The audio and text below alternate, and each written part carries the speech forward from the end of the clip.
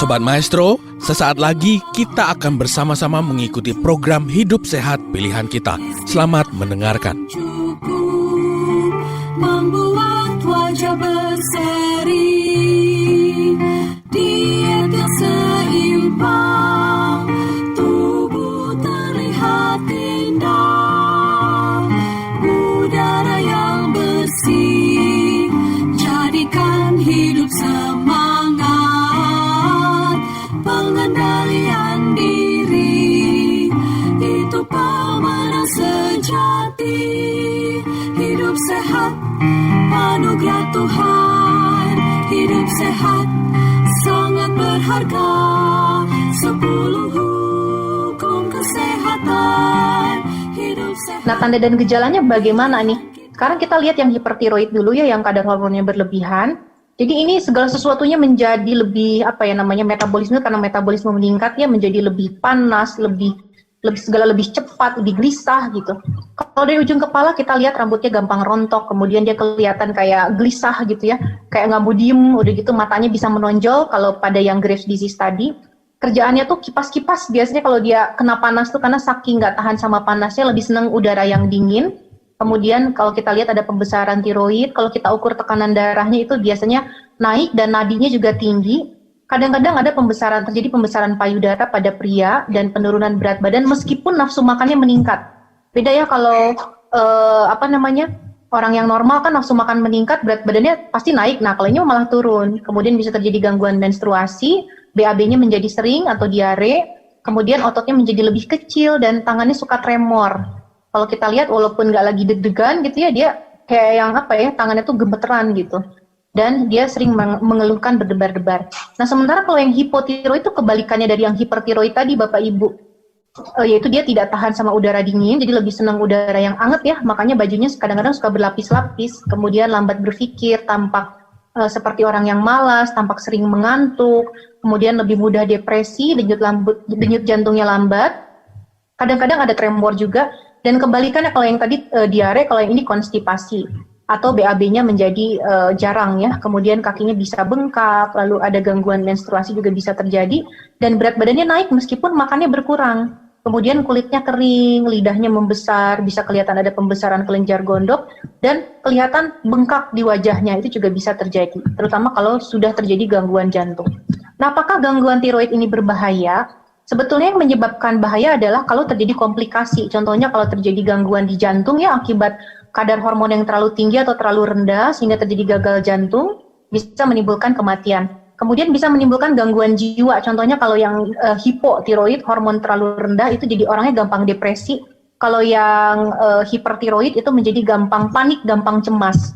Kemudian bisa terjadi infertilitas atau kesulitan memiliki keturunan, osteoporosis, lalu bisa sampai koma. Jadi saking tingginya hormon tiroidnya dia bisa menjadi koma, sulit untuk dibangunkan.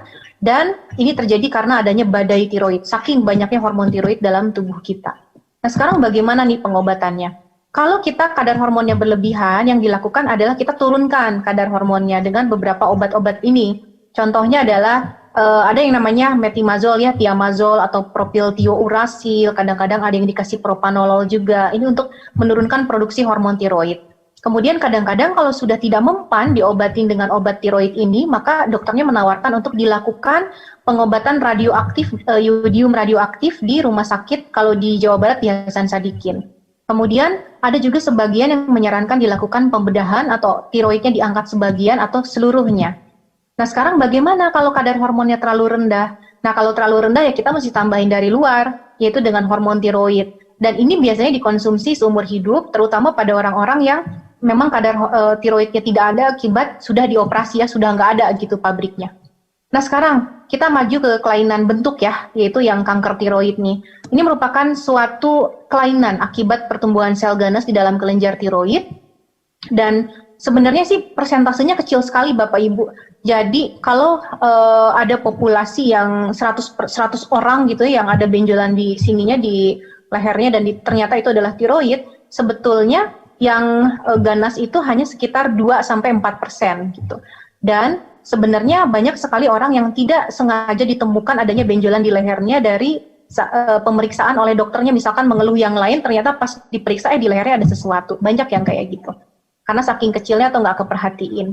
Nah, faktor risiko terjadinya kanker tiroid apa saja sih? Yang pertama adalah dia pernah terkena radiasi, contohnya seseorang yang pernah kena kanker nasofaring gitu ya, kemudian diterapi di sinar, kemudian usia lebih dari 60 tahun, dan jenis kelamin perempuan lebih banyak ditemukan kanker dibandingkan dengan laki-laki, riwayat keluarga dengan kanker tiroid, dan ada gangguan genetik tertentu, serta kurang yodium. Jadi kurang yodium juga bisa berpengaruh nih. Kalau kurang yodium, asalnya kelenjar gondoknya menjadi membesar ya, karena dia berusaha nangkepin yodium, tapi lama-lama kalau memang kita ada bakat genetik ke arah kanker, bisa terjadi kanker tiroid. Nah, gejalanya itu paling sering yang dikeluhkan adalah benjolan di tenggorokan, sampai kadang-kadang suka sulit menelan atau bernafas. Kemudian suaranya bisa berubah dan kadang suka terjadi nyeri ya kalau sudah mendesak ke organ-organ lain yang ada di dalam leher. Dan kadang-kadang ada benjolan di pinggir-pinggir leher juga. Itu namanya kelenjar getah bening yang membengkak akibat penyebaran dari kanker tiroidnya. Tipenya banyak, ada 4 nih Bapak Ibu, ini nggak usah diapalin. Yang jelas kalau misalkan ada benjolan di leher, kemudian belum pernah diperiksakan ke dokter, harus segera diperiksakan supaya kita bisa lebih cepat ketemu nih, ini sebenarnya apa sih, benjolan biasa aja atau benjolan yang mengarah ke arah tumor gitu. Nah, sekarang bagaimana kalau ternyata memang ada kanker tiroid? Ada beberapa cara pengobatan, tapi pada umumnya yang paling utama adalah diangkat dulu nih di bedah. Nanti habis itu baru dilakukan pengukuran dengan menggunakan radioaktif yodium untuk melihat apakah masih ada sel-sel kanker yang sisa. Kalau iya masih ada, maka akan diberikan zat yodium radioaktif dan diberikan terapi pengganti hormon. Karena kan udah diangkat tuh si kelenjar tiroidnya, sehingga harus diganti dari luar. Kadang-kadang ada yang memerlukan terapi penyinaran atau kemoterapi untuk menghilangkan sisa-sisa dari kanker tiroid ini. Nah, siapa sih yang bisa terkena gangguan tiroid? Sebetulnya siapa saja bisa ya. Kalau kita lihat nih di sini nih Bapak Ibu sekalian, ini contoh-contoh tokoh-tokoh dunia, mau itu artis, pejabat yang memiliki gangguan tiroid. Mulai dari George sama Barbara Bush, kemudian Rod Stewart, Elke Mariska, ada yang tahu nggak Elke Mariska? Presenter ya di Indonesia, Rachel Amanda juga dia survivor CA tiroid, Gigi Hadid nih, istrinya Zayn Malik, dia hipotiroid karena autoimun, tetapi karena diobatin akhirnya baik-baik saja, tidak ada keluhan apa-apa, dan bahkan baru melahirkan ya beberapa bulan yang lalu, tahun kemarin ya, sama Ibu Hillary Clinton juga ternyata memiliki gangguan tiroid. Oke, sekarang terakhir nih, kapan kita harus curiga terkena gangguan tiroid? Kalau yang pertama ada gangguan penampilan. Jadi Bapak Ibu kalau ngerasa, kok sekarang saya kayak berat badannya naik, tapi makannya gitu-gitu aja, atau berat badannya turun gitu, kulitnya juga kerasa kering, atau kerasa tidak nyaman, atau misalkan kulitnya jadi terlalu panas, terlalu hangat, atau keringat berlebihan, rambut kita rontok, kemudian matanya nggak nyaman seperti ada pasir atau perih, kukunya rapuh. Kemudian yang kedua ada gangguan perasaan. Kadang-kadang Bapak Ibu itu memang bukan cuma perasaan kita aja, kadang-kadang memang benar hormon kita yang ada gangguan. Misalkan kita rasa sedih berlebihan, cemas berlebihan, sulit konsentrasi, susah tidur, kemudian gairah seksnya menurun, kurang motivasi, mungkin benar ada gangguan hormon tiroid. Dan selanjutnya mungkin kita harus memeriksakan segera kalau ada perubahan pada organ tubuh yang lain, contohnya pendengaran menjadi berkurang, jantungnya berdebar-debar, siklus menstruasi tidak teratur, lalu kita ada konstipasi atau sulit BAB, atau malah sering sekali buang air besar, malah kayak mencret, kemudian ada kelemahan di otot. Jadi intinya harus lihat ya, kita ada keluhan-keluhan tadi nggak? Kalau iya, mungkin waktunya perlu konsultasi ke dokter. Jadi sebagai kesimpulan pembahasan kita pada malam ini adalah, yang pertama, tiroid merupakan kelenjar yang sangat penting dalam tubuh, dan kalau tidak diobati ini bisa membahayakan, baik itu kalau kelainannya terjadi dari sifat hormonnya maupun dari bentuknya, kayak contohnya kanker. Nah, sebagian besar kelainan tiroid tidak sembuh, contohnya yang hiper atau hipo, kita nggak pernah bilang, oke, sembuh, tapi kita bisa kendalikan, dan dikendalikannya itu bisa tanpa obat atau dengan obat-obatan.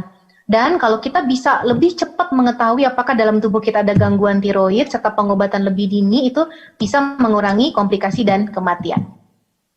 Terima kasih banyak dari saya, sekian. Sobat Maestro, Anda baru saja mendengarkan program Hidup Sehat Pilihan Kita. Terima kasih atas kebersamaan Anda. Istirahat yang cukup. cukup membuat wajah berseri. Diet yang seimbang, tubuh terlihat indah. Udara yang bersih, jadikan hidup semangat. Pengendalian diri, itu pemenang sejati. Hidup sehat, anugerah Tuhan. Hidup sehat, sangat berharga. 10